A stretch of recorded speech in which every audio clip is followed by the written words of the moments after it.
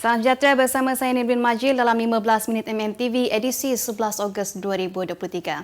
Kita ke berita utama, seramai 9.6 juta pemilih dijangka bakal mengundi dalam 6 pilihan raya negeri ke-15 dan pilihan raya kecil PRK Parlimen Kuala Terengganu yang berlangsung esok. Menurut kenyataan yang dikeluarkan Suruhanjaya Pilihan Raya Malaysia SPR, sebanyak 3,190 pusat mengundi dan 17,048 saluran akan dibuka untuk tujuan pengundian, manakala PRK Kuala Terengganu pula menyaksikan sebanyak 41 buah pusat mengundi yang mengandungi 217 saluran akan dibuka bermula jam 8 pagi hingga 6 petang esok. SPR turut meletakkan seramai 155,753 petugas bagi memastikan kelancaran kedua-dua proses pilihan raya yang berlangsung ini.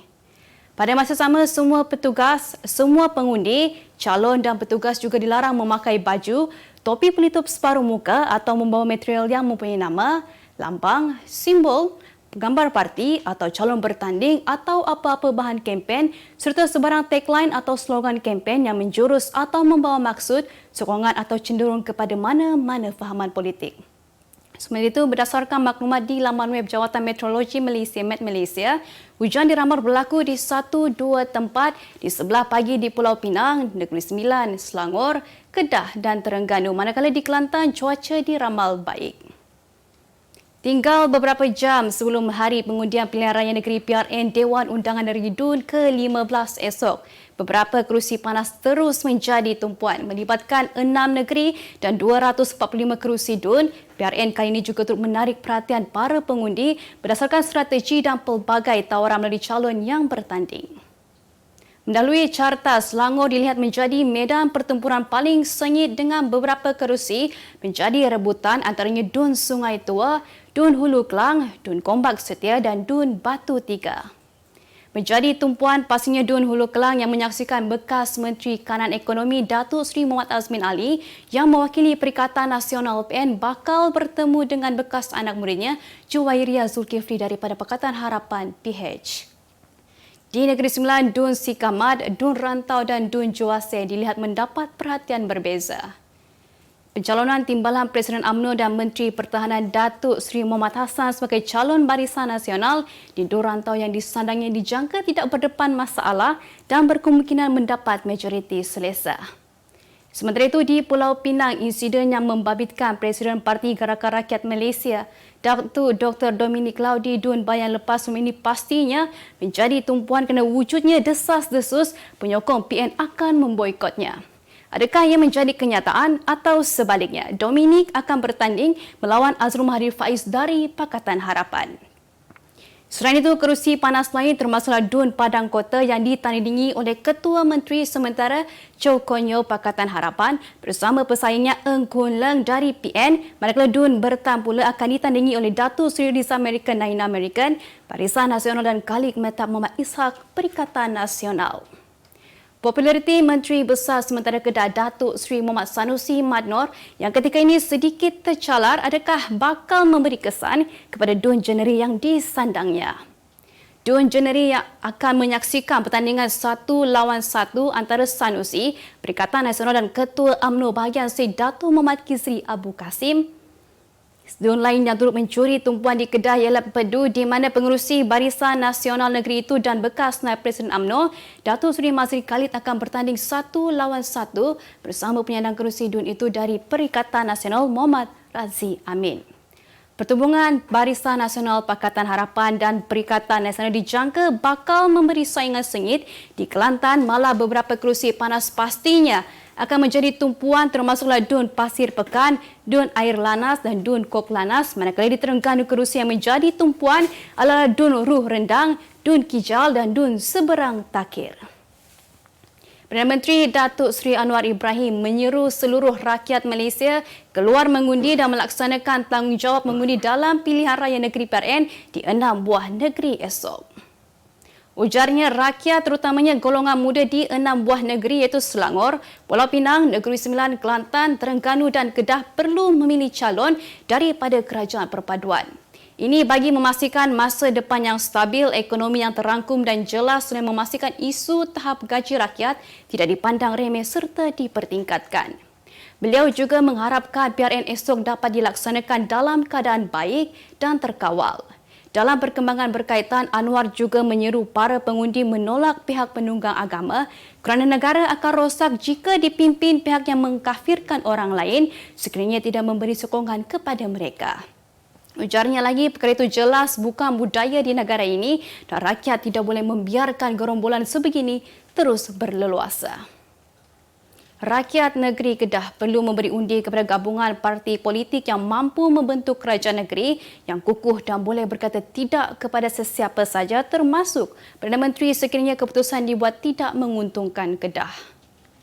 Menteri Besar Sementara Kedah Datuk Seri Muhammad Sanusi Mat Noor berkata jika negeri ini diberikan kepada pimpinan Barisan Nasional BN dan Pakatan Harapan PH kedua-dua gabungan tersebut tidak akan berani berkata tidak kepada Datuk Seri Anwar Ibrahim disebabkan pakatan yang dibentuk.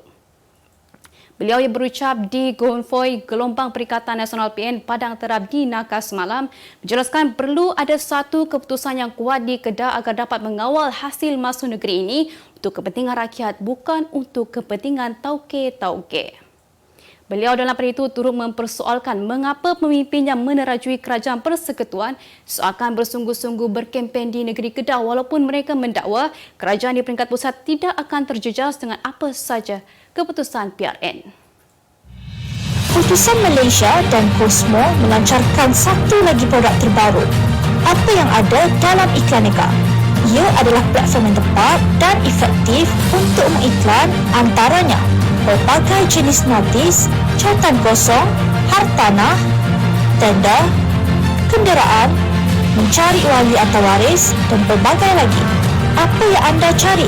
Semuanya ada di sini. 2 dalam 1.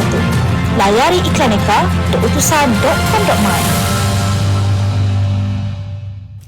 Gabungan Pakatan Harapan dan Barisan Nasional PHBN mengumumkan Isnin depan sebagai cuti peristiwa buat negeri Selangor sekiranya memenangi pilihan raya negeri PRN yang akan berlangsung esok. Menteri Besar Sementara Selangor Datuk Seri Amiruddin Syahri berkata pilihan raya adalah penting kerana akan menentukan masa hadapan negeri Selangor untuk tempoh 5 tahun akan datang. Dalam pada itu, Amiruddin memaklumkan rakyat mempunyai pilihan antara gabungan yang akan meneruskan kejayaan, kecemerlangan dan kemajuan negeri ini ataupun gabungan yang hanya berminat untuk menggunakan PRN ini untuk mencetuskan ketidakstabilan politik negara. Seramai 3,747,057 pengundi di Selangor akan keluar mengundi bermula pukul 8 pagi esok bagi menentukan kemenangan calon di kesemua 56 Dewan Undangan Negeri DUN yang dibubarkan pada Jun lalu. Sepasang kekasih yang ditahan selepas dipercayai mendera seorang kanak-kanak berusia 9 tahun sehingga mati bulan lalu dihadapkan ke Mahkamah Magistrate hari ini. Tertuduh Siti Farina Muhammad Basharul Arifin, 36 tahun yang merupakan ibu kandung mangsa dan teman lelakinya Izu Haizat Ismail, 37 tahun, mengangguk tanda faham selepas pertuduhan ke atas mereka dibacakan jurubahasa di hadapan Magistrate Nur Atika Sapari.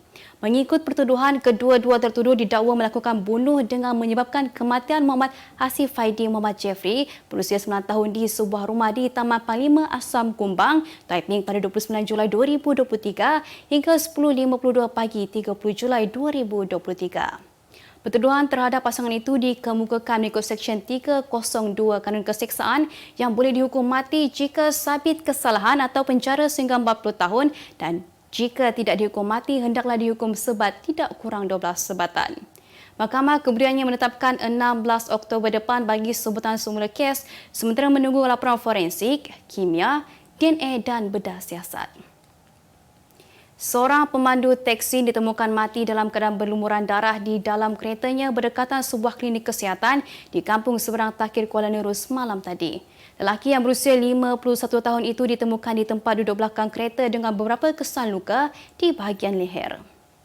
Ketua Polis Daerah Terengganu, Asisten Komisioner Abdul Rahim Mat Din berkata, pihaknya menerima maklumat mengenai sebuah teksi yang mencurigakan di tempat kejadian pada pukul 10.56 malam sebelum sepasukan anggota bergegas ke tempat kejadian. Pihak polis mendapati 2 lelaki turut berada di dalam kereta tersebut dan mereka dipercayai bergelut sebelum pemandu teksi itu meninggal dunia.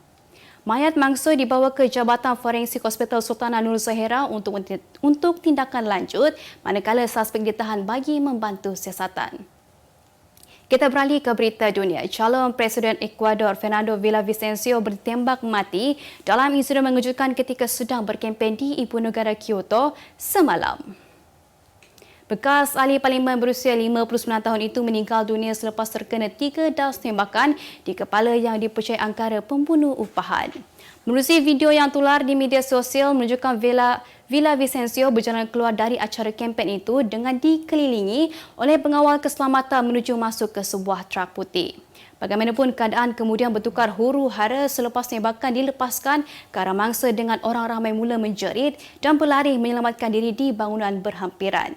Pejabat Peguam Negara Ecuador berkata suspek turut meninggal dunia akibat kecederaan yang dialami semasa berbalas tembakan dengan pegawai keselamatan.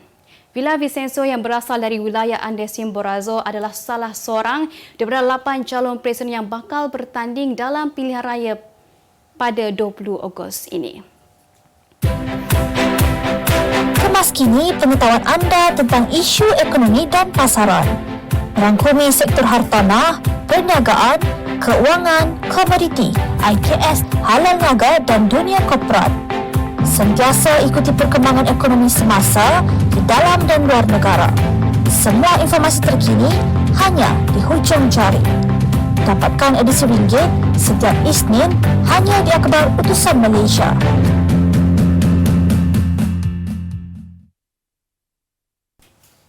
Berita ekonomi, kadar pengangguran pada Jun 2023 turun 0.1% kepada 3.4% daripada 3.5% bulan sebelumnya dengan bilangan penganggur terus berkurangan daripada 581,700 orang. Jabatan Perangkan Malaysia berkata kadar pengangguran suku kedua 2023 kekal pada 3.5% dengan bilangan tenaga buruh terus mencatatkan peningkatan 0.5% kepada 16.73 juta orang.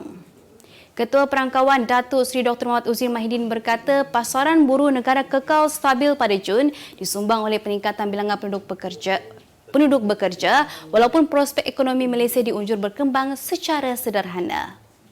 Oleh itu, katanya bilangan tenaga buruh terus mengukuh 0.2% merekodkan 16.89 juta orang berbanding Mei 16.86 juta orang. Sumbangan syarikat-syarikat multinasional antarabangsa daripada segi pencukaian maupun bertanggungjawab sosial korporat CSR mampu memberikan sumbangan yang cukup untuk program kesejahteraan rakyat.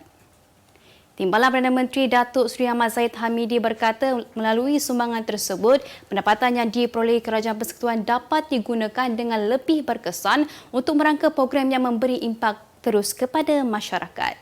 Beliau yang juga Menteri Kemajuan Desa dan Wilayah sumbangan syarikat yang diterlibat boleh dirangka dengan program yang selari dengan dasar ekonomi madani selaras dengan usaha kerajaan untuk menoktakan kemiskinan tegar. Beliau berkata demikian ketika berucap merasmikan program Beyond Benih peringkat nasional di Kampung Sungai Gulang-Gulang, Tanjung Karang yang merupakan program kebun komuniti British American Tobacco Malaysia Berhad BAT Malaysia. Kita ke berita sukan. Skuad hoki negara berjaya meraih tangga ke-9 dunia selepas menewaskan Korea Selatan 1-0 pada aksi terakhir peringkat kumpulan trofi juara Asia ACT di Chennai, India malam Rabu yang lalu.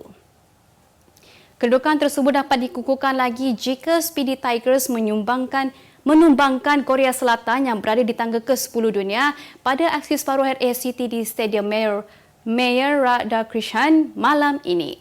Ketua Jurulatihnya Arul Sevaraj gembira dengan prestasi semasa anak-anak buahnya terutama kejayaan meledak 8 jaringan padam daripada semua 5 perlawanan setakat ini.